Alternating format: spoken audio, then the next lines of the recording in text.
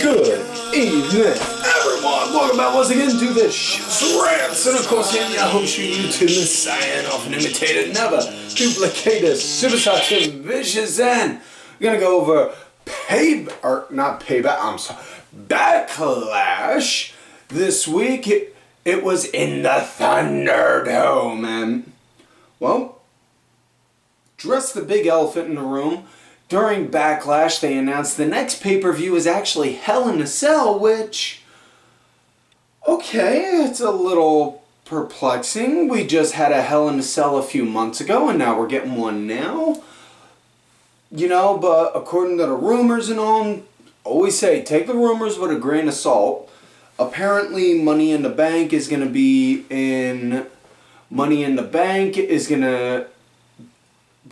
the first back to normal, so if you will, pay-per-view with live crowds, and WWE's looking to start touring again relatively soon. You know, between news of AEW, WWE, Ring of Honor, and MLW preparing to do shows with fans again, it's not gonna lie, just from a fan perspective, it's like a breath of fresh air, because it feels like things are starting to get back a little normal and we're getting out of this shit. Now with that said, let's get into Backlash, which, unlike Joey Styles, I am good enough to call Backlash. So with that said, let's get into the pre-show. First off, Sheamus came on down issuing a non-title open challenge, which I gotta say, from a character standpoint, it's actually really unique, and I dig the shit out of it, because not just that, as a heel, it's, well, hey, ain't no one better than me. If you think you're better than me? Come in here, try it. Let me make you famous. You know, he's got that it comes off like that, and it plays beautifully to Sheamus, because, well, I mean, come on, he's a giant 6-foot Irish slab of beef. Who the hell's gonna fucking... Yeah, not many people are gonna... The dude could pretty much knock your damn head off, is what I'm trying to get at. Damn. Anyways, of all people, I'm not gonna lie, I had my money, I put all my chips on Humberto wound up answering this challenge. Au contraire, mon frere. It was, in fact, the one and only Ricochet. See what I did there? Huh? And, you know, now, as far as the match went, Jimmy pretty much dictated it, powering over Ricky. You know, had some... Ricochet, he had some nice offense, but honestly, it was what you would have expected. Sheamus got the win doing a high knee right to Ricochet. Afterwards, though, Sheamus, he was gloating, this, that, and the other. I'm better, this, that, and all that jazz. Ricochet attacked him from behind, stole his hat, stole his fedora and his jacket, which you never steal a man's hat. That's a rule of thumb. Never steal a man's hat. Doesn't matter if it's a scally like this, a fedora, ball cap, whatever. You don't steal a man's hat. That's just sacred. Following night, Sheamus had a match with Ricochet, and then following night on Raw, Sheamus had a match with Ricochet, wiped the floor with him, and then got his stuff back. And probably the funniest part, though, was when Ricochet, he came out to the ring wearing Sheamus's hat and coat, and he did the little dab thing, and that's pretty much the only time you're ever going to see me do that is right here on this video. And Ricochet did that to be funny, and this is from one of my homeboys on Twitter. You know, he made this observation. Ricochet did that to be funny and look like a dork. TJP did that to try and look cool. Just think about that. Now, with that said, let's get to the main show. It starts off with the women's triple threat match. Charlotte, and Asuka. Again, damn. Felt the brain duster so hard it fucked my words up. Charlotte, Asuka, Rhea, Ripley. This nice fast pace, had a nice good flow to it, you know, where it was honestly, it played out like it could have been anyone's game. I dug the hell out of it. I thought this was a really good match. Each one played to each other beautifully. Am I saying this was like, oh my god, this is going to be one of the greatest matches in history? No, far from it. No, fuck that. No. Anyone that ever goes to try and make an argument, oh, this match deserves to be marked as one of the greatest in history. No, this one, no, this one, this. Shut the fuck up, man. For crying out loud. Those kind of views and opinions are just that. They're personal views and personal opinions. Hell, for me, one of my favorite matches of all time is the fucking WeLC match with Hornswoggle and El Torito. So, yeah. But either way, this was a damn good match. I fucking liked it. Match came to an end. Asuka went to go and try and knock Charlotte down with the hip attack on the ring. Wound up missing that. Knocked her down though. Came in. Got back over. Rhea Ripley then. Boom. Riptide 1, 2, 3. That was it. Following night on Raw, Charlotte had a one-on-one match with Asuka and said, well, if you win, we would consider putting you back in the title contention. Okay. Due to some flim-flammery schmaz via Rhea Ripley, Asuka got the win. Of all things, though, through a fucking roll-up. God. I fucking hate roll-ups. It's a lazy ending. Anyways, so yeah, next matchup, it was Robert Roode and Dolph Ziggler going against what was supposed to be Rey Mysterio and Dominik. However, during the pre-show they showed Ziggler and Roode beat up Dominik earlier in the night. Rey said, no bud, no, you're not going out there. You're not up to pace. I'll go. So Rey went out there, was flying solo. And Rey fought tooth and nail, man, but it was very much so a 2-on-1 assault until Dominik came on down. And then Dominik, he got tagged in, got completely totaled, which was fan-fucking-tastic because it played to past events. Because God forbid if you have somebody get the crap kicked out of them earlier, then they come back miraculously sometime later like Popeye just downed a can of spinach and whoop, I'm up to full strength again. No, fuck that. That is horrible. Fuck it. I hate that shit. You know, Dominik got his ass kicked while he was in there until he was able to get Rey tagged in to get another hot tag. Rey started cleaning up house. Match came to an end when Rey popped a 619 on Robert Roode from near the fucking ring, from near the turnbuckle in the one corner.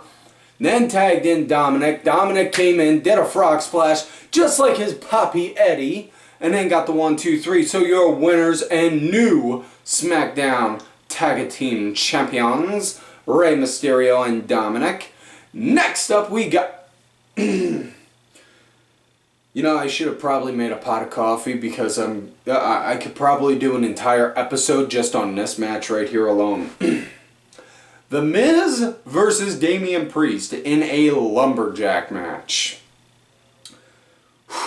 Well, to begin, the lumberjacks were fucking zombies.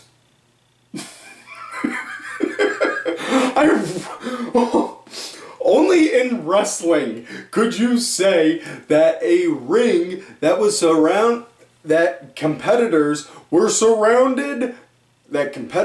had to fight each other and they were surrounded in a ring by zombies. I mean, I wanted to be mad at this. I swear to God, I really wanted to be mad at this, but just the idea of it. The idea of it made me fucking laugh too much. And if you make me fucking laugh, I can't get mad at you, god damn it. Oh. No, I get it. It was a promotional thing. You know, it was to tie in with the Zack Snyder Army of the Dead movie that Batista's in. I get it. And I'm not mad over that, you know? It's no different than when you had Macho Man dressing up in Slim Jim gear. Or when you had Brock Lesnar coming out with Jimmy John stuff, Jimmy John's Jimmy John patches on his trunks. Or, any of that kind of shit. I get it. I'm not saying I'm okay with it. I'm just saying I understand. I mean, probably another big example of a bad cross-promotion. Don't go taking this as like a chop or a knock or an insult or anything, but it was just, the delivery and the way it was fucking done. WCW, when they had fucking Chucky calling out Rick Steiner, and then, let's go even way back further, when they had Hulk Hogan going against the Giant, the Big Show, and them two fought each other in giant fucking monster trucks. Yeah. Listen, I get it. Not everyone was happy with it. And Jericho, of all people, said, "Oh, zombies? Oh my God, that put the industry back 30 years. Dude, don't you work in a fucking company where one of your women wrestlers pretends to be a zombie? Listen, it's fucking wrestling. It's meant to be theater. You got WWE, you got guys that like to, you got two guys that like to run around and pretend they're Vikings. Okay? You got R-Truth, who is basically like Cody from that old 90s sitcom Step by Step as that lovable buffoon. You got Nikki Cross, who you can't tell if she's crazy insane. You got that kind of shit. And then for some of the alternatives, you got Abaddon, Zombie Chick. Chris Statlander, woman wrestler who pretends she's an alien. You got a fucking Luchasaurus, a guy who pretends he's a fucking dinosaur. In your, and just, people want to shit on the idea about zombies. Really? I mean, come on. If anything, here's an idea. Instead of complaining about the fact that there was zombies, how about complain about the fact that it was fucking zombies in May instead of anywhere near October? I mean, yeah, Dexter Lumis had them when they did Halloween Havoc, but I mean, fuck! Just, Yeah, the match was secondary for Miz and Priest. It was. And just, that's all. It was, now, at one point, Morrison, he was out there kicking and fighting them. And at one point, he tried to get on the barricade. Looked like he was about to go and do like some big high-end jump flip onto some. And then some from the other side of the barricade, like this, creeped up, grabbed him, and then they drug him down. And then we never saw him again until the following night. And he talked about on how it was revolting and, they smelled kind of rotten. Like they haven't showered in a while, and their teeth didn't look good and all that. And they haven't seen hide nor hair of Miz, and I'll get to that in a minute. But Morrison and Priest had a rematch the following night, which pretty much wiped this all away. Now, as far as this match, Priest got the win. He did hit the lights on the Miz and then got out of town. And then all the zombies came in and swarmed in on Miz, and he was not on Raw. Morrison played to the fact that he said he hasn't seen Miz. So, could we possibly see a Night of the Living Miz? I don't know. I would be kind of cool with that. I'm fucking cool with the horror zombie shit, I mean, hell, one of my favorite movies of all time is Dawn of the Dead. But yeah, it's the match with Morrison and Priest on Monday completely washed this away. It washed it away. It took away that bad taste out of the mouth, in my opinion. And I definitely see Priest getting the rocket strapped to him soon and like, all right, let's see what this cat can do. And I can't help but have a big smile on my face, happy on that, because I remember seeing Damian Priest starting out in Ring of Honor as Punishment Martinez, man. That was fucking cool as shit. Now with that said, now let's get to the next women's match. Bayley going against Bianca Belair in Bianca's very first SmackDown Women's Championship title defense. And Bianca, she was leading early on. Bayley wound up picking up the pace during the second half of the match. It was a damn good match between them two. It was good, you know. And Bayley, you know, I give a lot of credit to Bayley. I fucking liked her work in NXT when she was like the bubbly little sister. Like, hey, can I wrestle? Can I wrestle, guys? Yeah, go ahead. Just do it over there. And, you know, and then eventually she just took that character and evolved it. And now, instead of being that bubbly little sister, now she's like that angry sister of, y'all didn't want to let me fucking wrestle with you? Well, you know what? Fuck you. I'm going to go and kick some fucking ass, and then after that, I'm going to whoop your ass. And I fucking love it. And, you know, she plays a damn good chicken shit heel. Because the second she goes and starts fucking with Bianca, and Bianca collapsed back at her, so whoa, whoa, whoa, whoa. You know, and anyway, it was a damn good match. And how the match came to an end, Bayley, she was going for the one move she does to finish, the nose planter, they called it. And as she was going for it, Bianca countered it into a roll-up. And I know I say I shit on roll-up endings because, honest to God, 99.9% of the times, roll-up endings are complete and utter bullshit. That's all they are. They are bullshit because you don't fucking need it. This was that 0.1% of the time where it actually worked. Because it was to counter, it was all the way at the end of a long, hard-fought, grueling match. There was no outside distraction that felt like an eternity, even though it was like maybe 40 seconds to a minute and a half. It was right in the middle of all the action and countering a move that was already in mid-motion. Fuck, it was good. That's the way a fucking roll-up finish should go. Now with that said, triple threat world title match. Drew McIntyre, Braun Strowman, and the almighty Bobby Lashley. And man, I really dug the hell out of this. This was meat slapping meat. Wait. We're talking about, yeah, we're still talking about wrestling, not, but get your minds out of the gutter, people. Anyways, I dug it. It was really dug on how at the beginning Bobby and Drew were double teaming to take out Braun, and this was a train wreck in all of the right ways. You know, everyone was trying to destroy everyone at one point. Drew threw Bobby Lashley through the LED board all the way up near the entryway. You saw the sparks flying, the stuff. And I'm pretty sure somebody out there was complaining like, well, that wasn't necessary. No, it wasn't. But you know what else isn't necessary? Your ungrateful opinion. Watch the show and attempt to enjoy it. Otherwise, turn it the fuck off and go jack off to some fucking bullshit somewhere in Japan. Because that's honestly 99.9% of the time.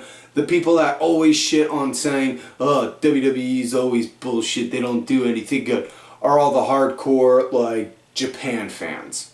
And that's not to say I don't like Japan, I'm just saying that's my perspective on what I've seen.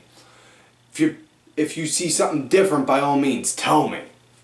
But either way, I fucking dug this. After Lashley got taken out, it was Braun and Drew for a good bit. And this was damn good. This was like seeing like the bigger brother versus the slightly less bigger brother. You know, like Braun's here, Drew's here. And it goes back to what I said before, man. You know, and think about it. Raw's got a lot of giants. You know, you got, and I mean giants, and I don't mean giants like in a Big Show or Andre kind of way. I mean like, you just got a lot of big guys. You got Braun Strowman. You got fucking Drew McIntyre, who's like 6'6", 6'7", or like 6'6", 6'8". You got Sheamus, who's roughly about that same size. You got fucking Bobby Lashley, as well as, you know, it's Omos, and you just like, god damn.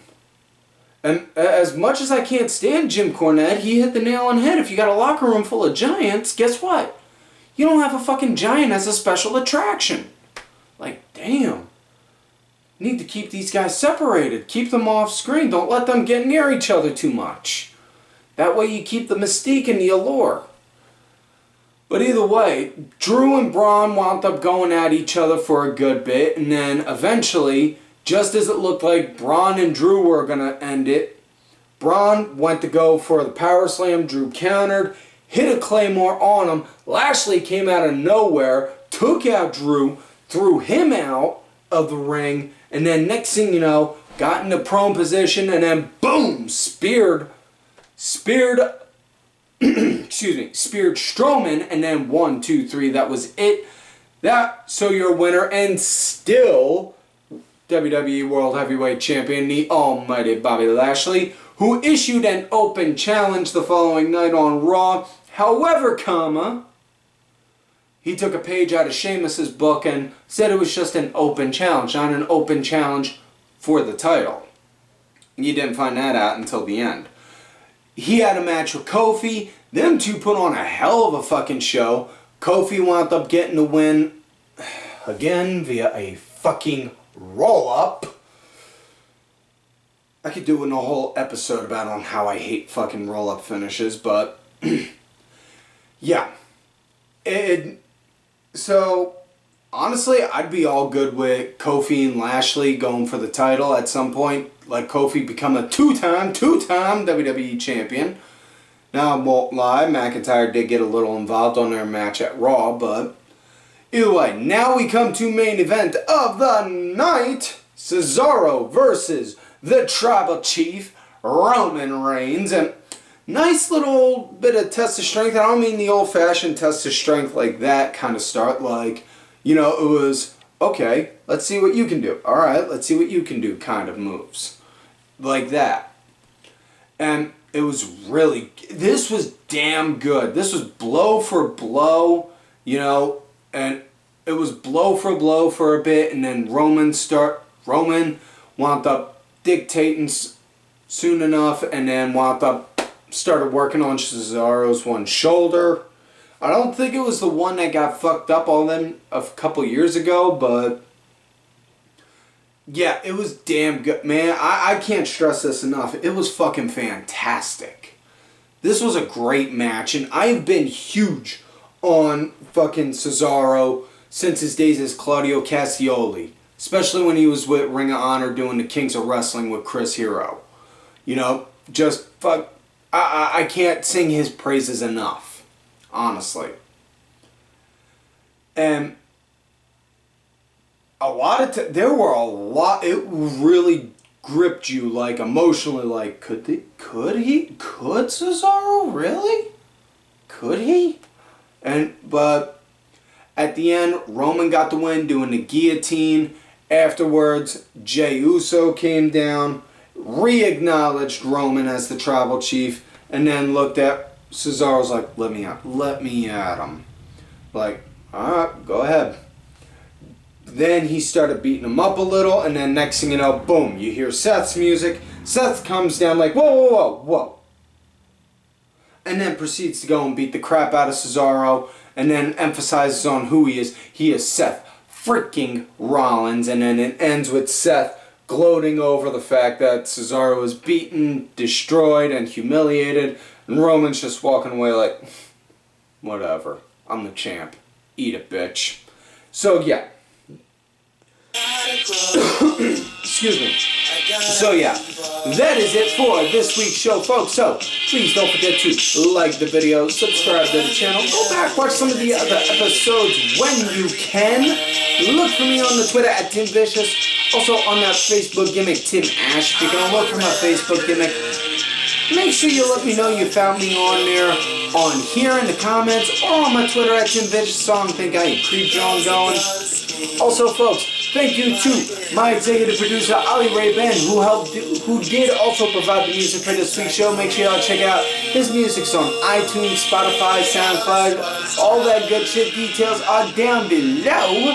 Also, thank you to contributor of the show, LFC Lingerie Fighting Championship. There are a little bit of wrestling, a little bit of MMA, and a whole lot of attractive women wearing a little bit of nothing. Also, folks, don't forget to follow these cool-ass cats already on the Twitter. Kenny Killer, DSB_IV, Diabolica RA, Sergeant Curry Pants, and Dubs in your face. And folks, like I always tell you, you love me great, you hate me. Fuck this.